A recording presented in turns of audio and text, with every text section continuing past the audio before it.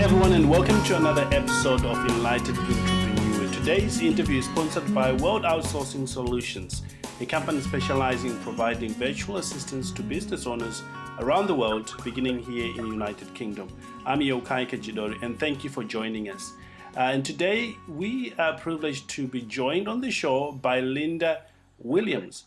Now, Linda has been helping business owners and individuals for the last few years, since 2012 to be precise, and has gotten a lot of people some good results. And we thought it would be good to, talk to somebody who is actually out there helping people when it comes to coaching.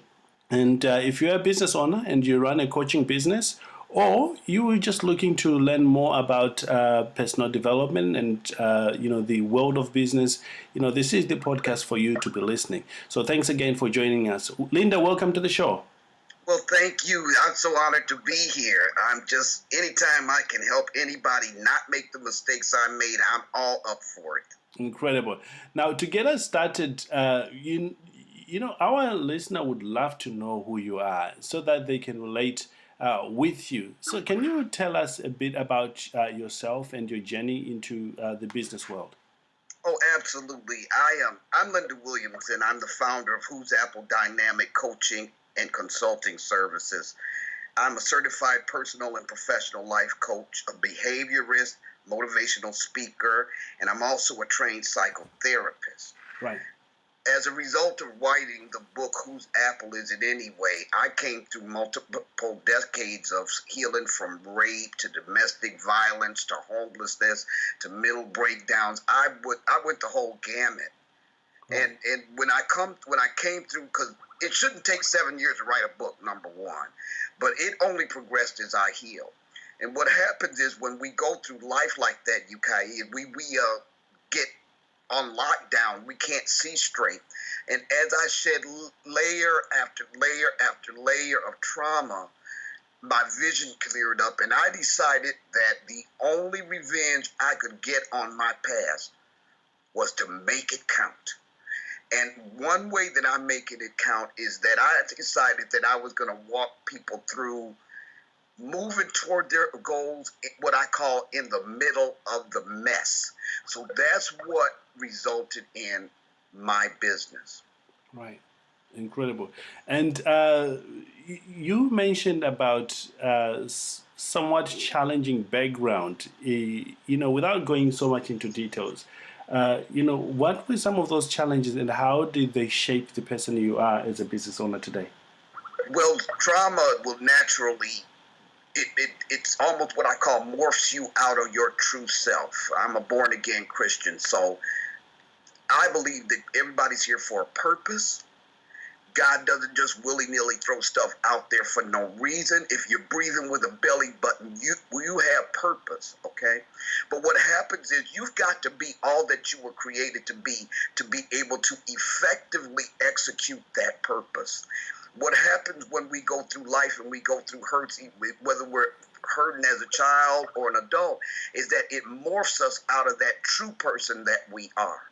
And as you're morphed out of that true person and what I call your toolkit, all of the skills and abilities that you naturally have become dull or ineffective.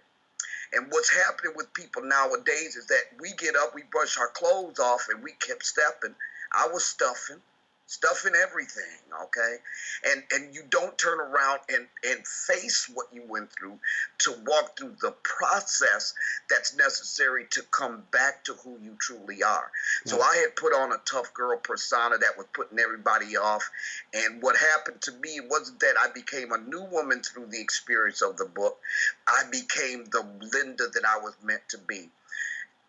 As I did that, some of my rough edges came off. Okay, now I'm not going to lie to you. I still got some rough edges. I'm not going to lie about that. But what happened is as I came into who I was, that a little girl that I used to be before I was 18, I forgot all about her. It took my sister telling me who I used to be. Right. And so when you go back and you bring all that into your here and now, the idea is not to forget what you went through. For me, it was to remember it, walk through healing, and leverage it. And that's what I'm doing now in my business. I'm leveraging it as a way of making what I went through count for somebody else. It's not all about how much knowledge, skill, and ability I have. It's about whether or not I'm leveraging that to facilitate the destiny and the purpose of others. Incredible. Outstanding. Now, what would you say to somebody who may be currently going through some trying times, and Oh, yeah. they are, on a verge of saying, you know what, in business, this is not for me. I might as well go out and be someone's employee, or, do something else. What would you say to them? Well, I think that what's important as business owners, okay, when we're starting out, we got to do the groundwork. So the groundwork is this: who are you really? And what's that burning desire you have? You follow your passion to your purpose. Now, the reason this is so important is because we all come to points where we want to throw up our hands. I'm giving up. It's not working. But the only thing that gives you what I call concrete in your heels through those times is knowing that you have positioned yourself well based on a foundation of your values and your purpose. That's what gives you the hope to keep pushing through, because if you're right there, then you know that you are right where you need to be. And that helps you to walk through that. So I would tell people, if that's where you are, it's not too late to really back up and take a step back. What we all hear, especially as new business owners, is you got to brand yourself like this. What's your target market? Now you got to play to that niche. And I'm saying that many of us have many skills and abilities, and all of that can be, once you go through these formulaic steps to do this, do that, and you're trying to put on somebody else's pants, so to speak. So take a step back and let's return to exactly who you really are and what's a burning desire for you, because all of that means that you're more than enough to weather this storm. Right. You're more than enough to weather this storm. And if you are indeed positioned within your purpose, then it's always all right to get a mentor or a coach to help you to sort out the fallout enough to regain your focus. Focus and vision are key. Incredible. Absolutely incredible. We will come back to the focus and the vision very shortly. One of the things that I hear a lot from business owners who are getting started is, I have so many obstacles coming my way that I did not know existed before. What is the mindset I should go in this setup? What would you say to business owners like that? You know what, Yukai? Every challenge is cloaking an opportunity. Beautiful. Right? I mean, I know that that's cliche nowadays, but every challenge is cloaking an opportunity. And when we focus on the challenge itself, then our mind is closed off and we've got tunnel vision to see the opportunity that lies within that. Right. You need to also remember that every door that you face is not a door that you're supposed to walk through. Right. And this is what I've learned in my life, and this is what works for me. Nothing that I'm supposed to be doing, nothing along my path of purpose is rocket science or quantum physics, and it's not a fight. When I'm walking along my path of purpose and I'm walking where the opportunity lies, and it's a door I'm supposed to walk through, it's not a fight. So what I learned to do is quit banging on closed doors. Now, there are situations where it's a door that you are supposed to walk through, but it's not the right timing. Sometimes it's a situation where it is a door you're supposed to walk through, and there's growth in the challenge of walking through that door. But so you got to be able to discern that. I'm telling people that they need to have a mastermind alliance. You need a team of people around you that are not afraid to tell you truth, who have been there and done that, who can help you not to make the same mistakes and can be that objective guidance for you. But these people, this mastermind alliance has to be fully on board with your purpose and your mission and your destiny. If you talk to somebody, for instance, who you're telling your dream about and what you want to do and you're all excited about it, and you keep having to explain to them what it means so they can get excited, they're not part of your destiny. So get the people around you that can support you through this. I'm not even trying to make people think that we all have all the answers, or just because I've got certified in front of my name and psychotherapist in front of my name that I have all the answers, because everybody's path of purpose has to be walked by them alone. And they're going to meet those challenges.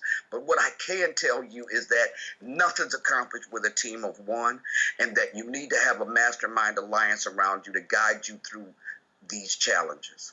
Incredible, outstanding. Talk of mastermind, one of the things that has resulted in the progress we've seen, especially this year, has been the mastermind. As you know, Linda, one of the things I do is talk to a lot of people, really great individuals, and we during these times like we're having together today, and from there we created mastermind groups from people from around the world now. Where we meet twice a month and discuss, the issues that are affecting our businesses, and we give each other some different insight. And I can tell you categorically, Linda, and many people who are listening here, that some of the things that we have implemented, I would have not thought of. There you go. That's the key right there. That's the key right there. Because what you got is diversity of perspective and experience there. And what you're saying is so powerful. I'm going to let you go. I'm sorry to cut you off, but I got so excited at that. It's because we don't accomplish things as a team of one. See, the more you can expand your perspective, and the more you're open to other people's perspectives and experiences, the more powerful you become. Incredible. And the opportunities keeps on opening up. Yes. It truly is remarkable. Let's talk about you as a business lady, running your own business. When you got started, I know many here are getting started. How did you find your very first few clients? I know some of them are still with you now. This is really controversial out here in the coaching business, whether you should offer a free consultation or not. A lot of people are complaining because they say that you get freeloaders that just want the information, have no intention of even taking advantage of your offer. But I find that it is really important, because within that short 30 minutes, I can tell from just talking to you. So as a coach, I don't just take everybody that comes across my path. I've run into people who were not ready. It was quite obvious they weren't ready, because every time the challenge came, they changed the game plan. Well, no, that's going to be a challenge, and I don't want to do that, so I'm going to go this way. All right. And then you have people who are just not ready to take those steps forward. So to me, I find that free opportunity where it's not costing them for us to talk and determine whether I'm a good fit for them as a coach or a consultant, or whether they're a good fit for coaching, period. So I offered free coaching sessions, and that's how I got my first clients. And I bet you did a great job that they kept on referring others to you. Yes, absolutely. You know what, though? It's that each one reach one mentality with me. If somebody were to ask me, how do you measure whether or not your business is successful? My values don't go anywhere toward the bottom line, although that's very important. If I can help one person to recognize and realize their purpose and destiny on this earth, I consider that a success. I believe in each one reach one, and I believe that for every life change, it affects multiple others within that chain of destiny. So many lives are affected by a single life change. Outstanding. And I think, you've touched on a very important subject there, that it's, of course, it's not about the bottom. Well, at the end of the day, it's about the bottom line. But how you get there is the values that you instill or you practice along the way. And I find that to be so true among many, many successful people, that when they are getting started, they put the right values in place, which inevitably get them to the desired goal. And I think, if business owners are getting started, they need to have that in place. Yeah, do you find, UK, that like I found as I started my business, that a lot of people will pounce on you, and they can make their offers seem so good, but when the dust settles, then there's no return on investment for the person who took the offer. I really suffered through that. And that's why what you said was so important, because if you have got to be grounded in your values in order to be able to sort through what I call resource, time, and values usurping opportunities that don't have, in other words, don't take this opportunity. If you have to, when you look at these opportunities, of course you have to consider return on the investment, but you got to look at that with your end game in mind. Where are you going? How much is this going to usurp your finances and your time? And what's going to be the ultimate return on investment? And what you said was along the lines of what I said. You have to have that strong values foundation, correct, even in branding. Incredible. Let's fast forward to today, a few years later after you've been running your business. I know business owners are constantly looking for a newer way. What would you say is your most effective way of marketing your coaching business, and how are you getting clients? Well, see, that's the problem. Right. That's the challenge. Aside from branding, the challenge is the catch-22. You got to resource your business enough to be able to do the marketing you need to do on the proper level. But without the marketing, you can't resource a brand new business generally. And I don't want to go into debt for anything. So what I'm doing, I'm learning. I have had to feel my way through this a bit at a time, make the mistakes. And what I found most powerful is that I am my best selling point. In other words, I've had public relations people tell me, don't market the book. You need to really put yourself out there as an expert in your area. And so what I've learned, and it's been a challenge for me, is interaction with people one-on-one. Relationship is one of the best ways through word of mouth, and people who I've worked with spreading word of mouth about what I do. But I've learned the importance and the power of social media. Right. That is so powerful. I've had conversations with people all over the world. And you have, and your social media needs to be reflective of who you are. And so you got to be very careful who you're connecting with there. You got to be careful what kind of resources you're giving them. You got to make sure you give them powerful and valuable content. I have found that what has helped me at this point, because like I told you, I'm working a full-time federal job, and then I'm doing this on the side, building my business so that when I retire, I can go full-time. So I have been able to leverage social media is I don't know what to tell people about that, Yukai, because you can develop relationships with people all over the world. So for me, that's been very powerful. I also blog, and when I blog, I make sure that it's reflective of my own values, but I give people powerful content. And then you can also use at the end of your blog, it gets to be a pain in the hiney sometimes, but at the end of your blog, you need to always have a call to action. Always have a call to action on each post. And be sure that as tedious as it seems, you have to always have your contact information down there. That means give them a phone number and the website. Encourage them to contact you. Even if it's just say, well, contact me if you have any questions or comments about this post. Okay? So that's what I've been doing. It's been working pretty well for me. Incredible. It's like the digital marketing or digital world is really a place where business owners needs to be right now. Absolutely. Absolutely. But you look like you're a younger man, but I'm a baby boomer, okay? and really our challenge as baby boomers is I've had to fight the temptation of being stuck in my own head.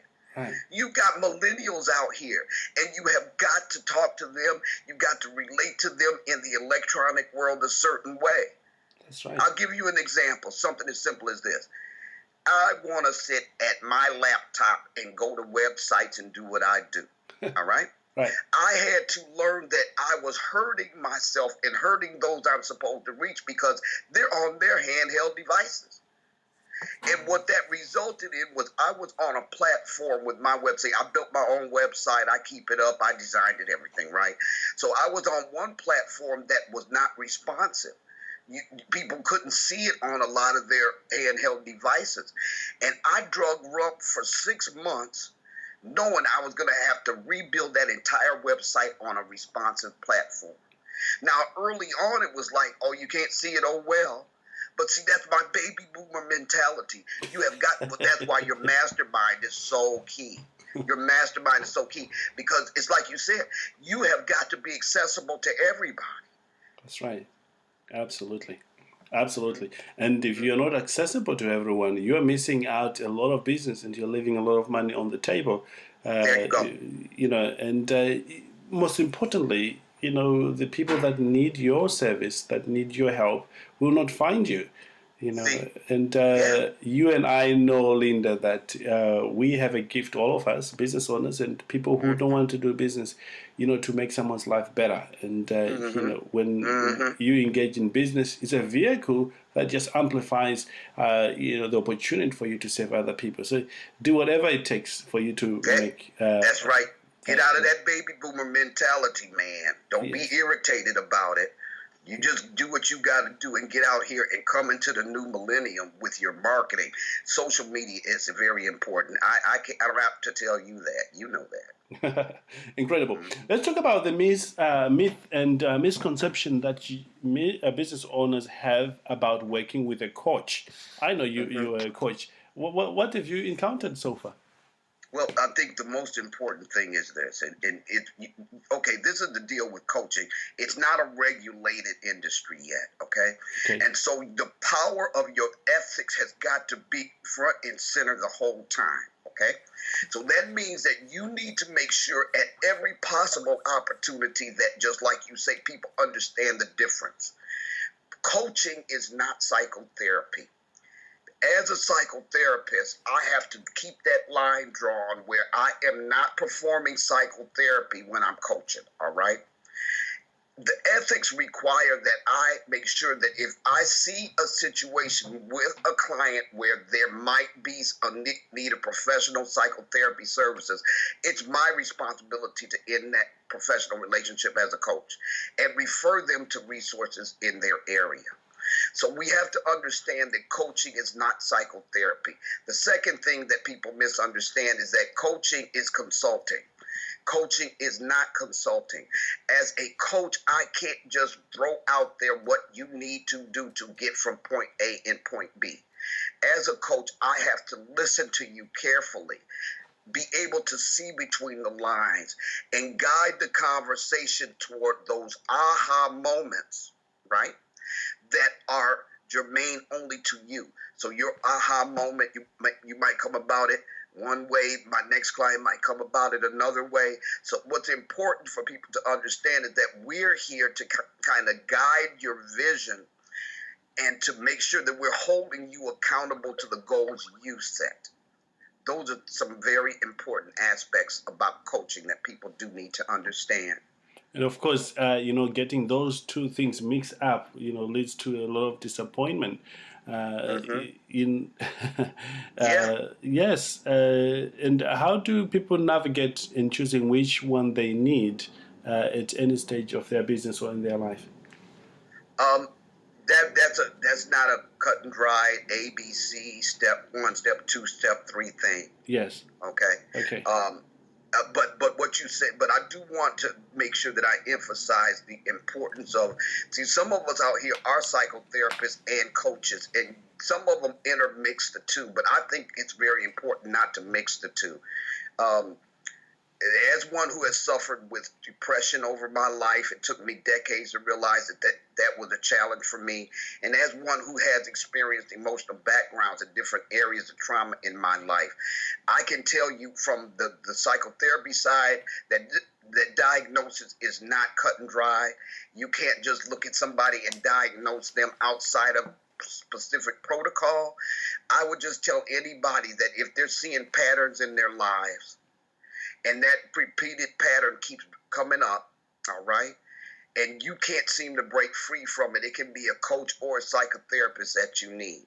So you need to kind of I would just suggest go see a therapist.